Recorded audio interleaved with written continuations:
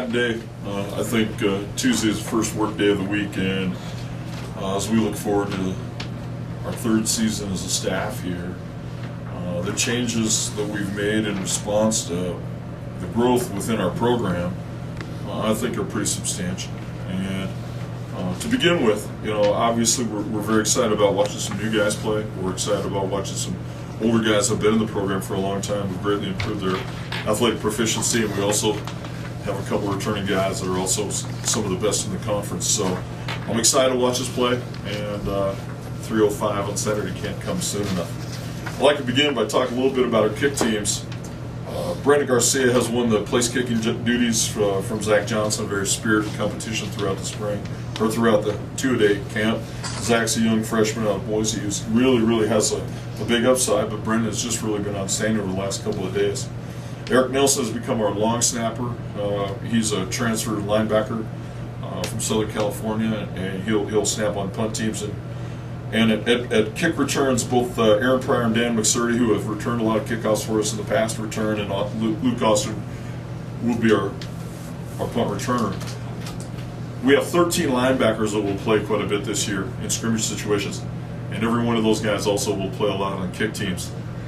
And I think that probably glads my heart probably the most. We have enough athletic guys now, big enough, strong enough, fast enough guys to play kick teams, that our kick teams should be emblematic of the rest of our program.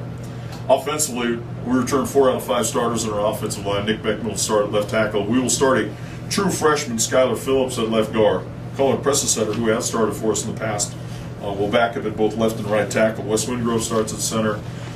And Terrence Carey, who was a nose tackle last year after transferring from Florida State, has really had an outstanding spring and an outstanding preseason camp, will start at right guard. And Jim Bagley will begin his third season as a starter for us at right tackle. Tyler Wright's got his hands full starting at tight end. He replaces one of the best players in the history of this program, a current member of the New Orleans Saints, Josh Hill. At outside receivers, Cam Richmond returns for his second consecutive year of starting, and for the bulk of the season last season, Cameron Richmond led the Big Sky Conference in catches. Luke Austin returns after being a 2-year starter, and between the two of them, I think they return with the most total catches of any two-player combination in the history of the conference. So that's really saying something about their experience and our game management, and how that will be a lot easier for Coach Bailey calling plays on Saturday. Have 2 veteran guys on the outside. Brock Malcolm will start at Z receiver. We expect to see Chad Hansen, a true freshman, unearth his or take off his red shirt probably in the second or third series right away. Madison Mangum, a transfer from BYU, has just returned to full-time practice with us, and CJ Hatchett, a transfer from the University of Montana by way of Fred Meyer grocery store, is our backup slot. We like what Josh Cook's been able to bring to our offense at slot receiver and tight end. He can play either inside and outside. He's not as big, say, as Tyler Wright, and Tyler's going to be a superstar now. Don't kid yourself. Tyler Wright's going to pick up right where Josh Cook left off. But Josh Cook's more of a hybrid. He can play both inside and outside. And of course, the quarterback Justin Arias has just been simply spectacular. I love where he's at. I think he should go right into stride where Kevin left off, and continue being one of the most hungry passers there is in the conference. And you'll notice that I listed all 3 tailbacks as starters, and all 3 guys will play. They might all play equal amount. One might play a little bit more than others. But Danny McSurdy moved back from secondary back to the running back here about 4 days ago. And on a given play, he might be the best. Whereas X is usually the best, or Aaron Pryor is usually the best. So we have 3 tailbacks we feel can go and play a little bit. And the one thing about Danny, going back to Danny, is that he's finally found the ability to stay healthy. The biggest change, of course, in our whole entire program is on defense. It's a complete renovation. It's a destruction of what we built. It's a reconstruction of what we want to be. Our defensive front has never really been dominant here. I think we have some bigger size, better players in that front now, and we go deeper. Tyler Cooter is a guy that I've talked quite a bit about at nose tackle. He gives us good size in the middle. He's got great speed and good quickness off the ball. And about 308, 309 pounds. He's actually had to lose a lot of weight to get down to that small, but he's really been a force throughout the spring. Kimo McCullough, Austin Graves, James Bergeron, David Forrester, those guys will all rotate through our defensive ends positions. Trevor Spence is a 228 plus, Mitch Beckstead is at 230 plus. PJ Grimaud is 244 plus. And Jake Pele is 247 plus. And last year in our last game, we didn't have a guy that was 200 plus play for us at linebacker in any one of those 4 spots. So I like our size. I like the guys behind him. Particularly Hayden Stout has had an outstanding spring as a redshirt freshman after moving from running back out of Boise. And Keelan McCaffrey's been a pretty solid player for us on kick teams, a solid backup. Kurt Karstetter played a lot for us last year. He'll play a lot this coming Saturday, as will Drew Sharkey, another guys out of that second recruiting class that we have that are really a bunch of young Lions. And we're going to see a lot of action this coming weekend. We'll also play K.W. Williams, C.J. Langlo, Taylor Reagan, and Eric Nelson, a linebacker, along with Nick Albano. So it could be the sideline path will be well traveled by that linebacking core, because we're not going to just sink 4 guys onto the field and say, okay, stay out there the whole time.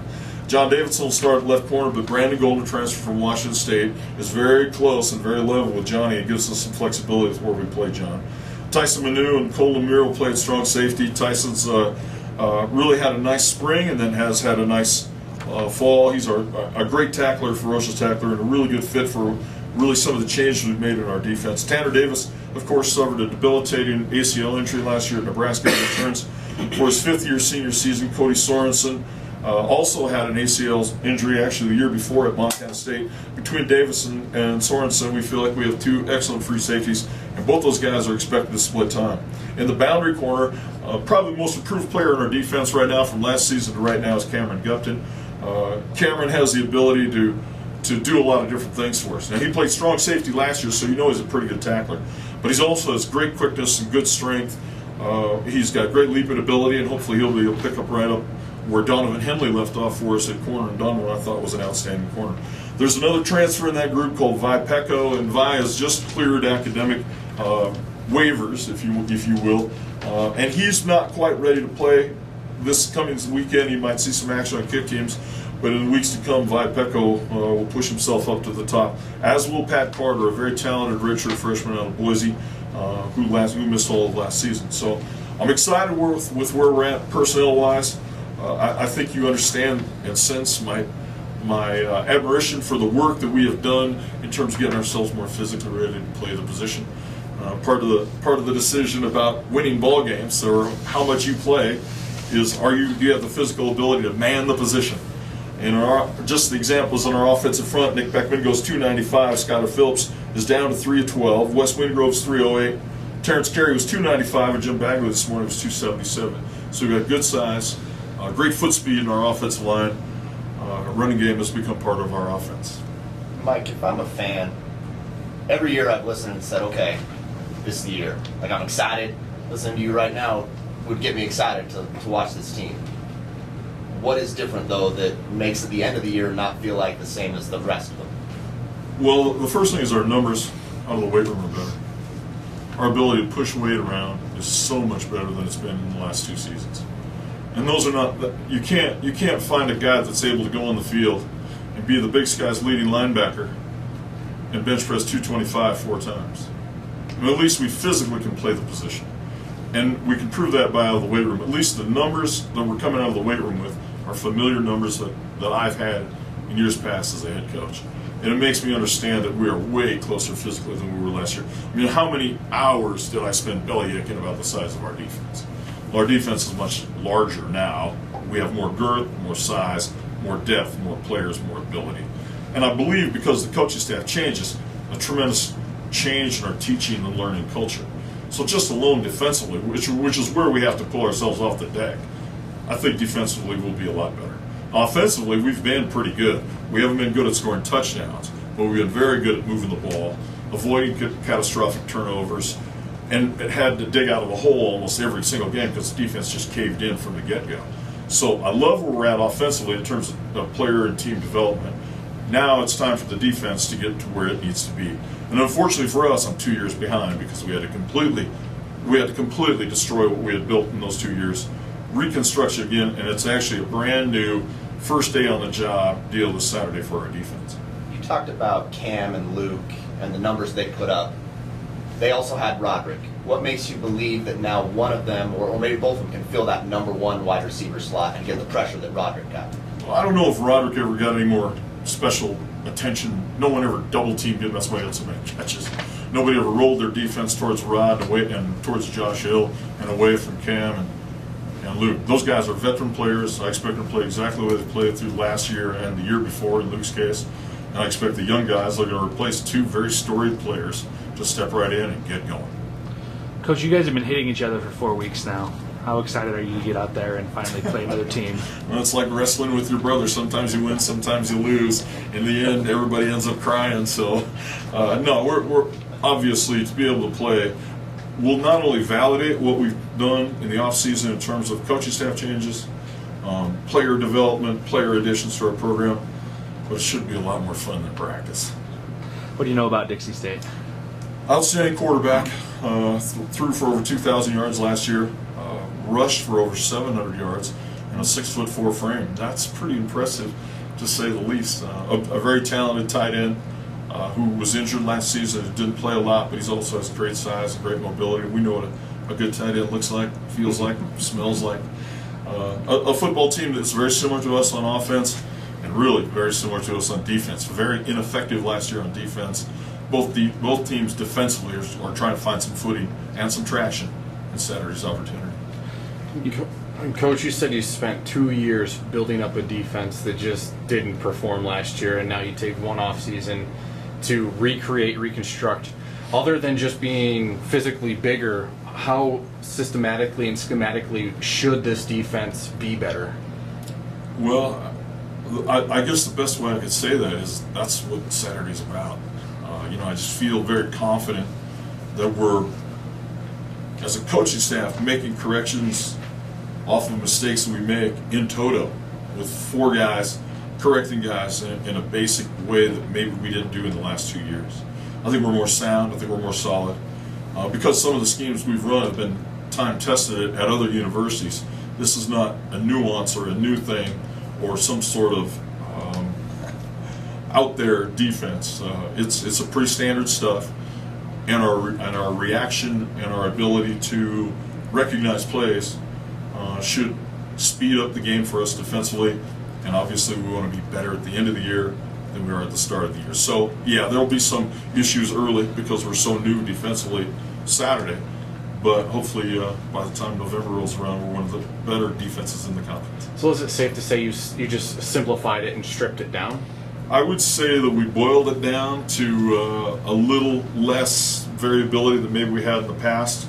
But we've added some nuances that I think are pretty exciting, simply because we have more players, more chess pieces to use. Mike, you talk about, or you have talked about improved strength, improved depth, improved size. How about speed, though, particularly on the defense? Because at least in the past, your safeties, for example, played an important part in what you were trying to do defensively, and they had to cover some ground. How is the team speed-wise, as let's say, compared to last year? Well, that's what I say, Mark, is that our overall team weight room strength, speed ability is identifiably better. The numbers are just fantastic. Whereas last year we didn't have a guy on defense that ran 4.4. We currently have 5 guys that run in the 4.4s. Same thing on offense. So a lot of that has to do with the new recruits. Our overall speed as a football team is way better. The one thing going back to speed, especially on defense, is that you play better defense if your recognition factor is better. And there's a lot of guys on our defense that aren't going out as new guys on Saturday. They're guys that are veteran players, and so their recognition speed should add to their foot speed, and we should be much better. We have to be much better than what we displayed last year on defense, because that defense we had last year, that was historically stinky. And I will not, we're going to talk about it all the time. And one of the reasons I've closed practices so much, because we've always closed practices, but also we've kept a lot of the defense guys out of the limelight, is because you and I are going to begin every conversation about our defense by the first 2 words, last year. I know we're going to do it, because this is going to be a lot better and a lot more fun for us. Well, Coach, last year you had a great tight end. You had a great tight end. Let's talk positive last year. Josh Hill, tell me about him and what conversations, if any of you, had with him while he's been with the Saints. Well, the cool thing for Josh is that he did not have a great junior season. He had catches, but he wasn't a dominant player. He wasn't tough. He didn't make plays on kick teams. And now he gets a year, almost a year and a half later, conversely, he goes to a ball club and does not have a catch and makes the club because he's so good on kick teams. Does that not just explain to you what type of transition Josh Hill made from being just a ball catcher to being an all-around football player? And so we're extremely proud of Josh and his family, and we wish him nothing but the best. The cool thing about Josh being an NFL player is that he also has his college degree. And I think I'm as proud of that, and Josh should be as proud of that as any of the other guys that are playing in the league, because here's a guy that has his degree making $300,000 a year. So the only conversation we've had is to have about him joining the Booster Club, and hopefully we'll get it done. Back to your team now. You talked about the rotation at linebacker. Is that because 4 people have not stepped up, and so you do play a rotation, or are you just better because you play? It has to be. I see it as a strength. I mean, last year, when Ethan Monroe played linebacker for us at the end, and he was never intended to be a starter in our program. And there's just guys in programs that are just never going to be starters, and he had to start 4 games down the stretch. And God love him. You know, he's 5'9", 198 pounds, playing rush outside linebacker, weak inside linebacker. I mean, it's just, there's just nobody else to plug in. Now, not only if we get banged up, but if we get tired or we get a little exhausted playing on kick teams, we can plug in another guy, and our effectiveness might trail off just a little bit, because obviously there's a hierarchy of who's the starter, who's the backup, and maybe even who's third. But there's more physical ability than ever before. We take out, for example, Jake Pele. You pull out a 244-pounder, and you go all the way down to third team Nick Albano. He's 255 pounds and runs very well. So it's a good battle at rush outside linebacker. There's 3 guys there that can make plays. It has to be a position of strength. You addressed some kicking issues during this camp. Can you address what specifically? Field goals. Field goals. 6 of 16 last year. So is it the kicker? Is it We the couldn't long win a snapper? punt, pass, and kick contest. It was a kicker. It was a snapper. Wasn't great, but Brandon Garcia has been wildly ineffective as a field goal kicker. He's been awesome on kickoffs, but he has not been, as a performer, has not been rudimentally successful kicking field goals.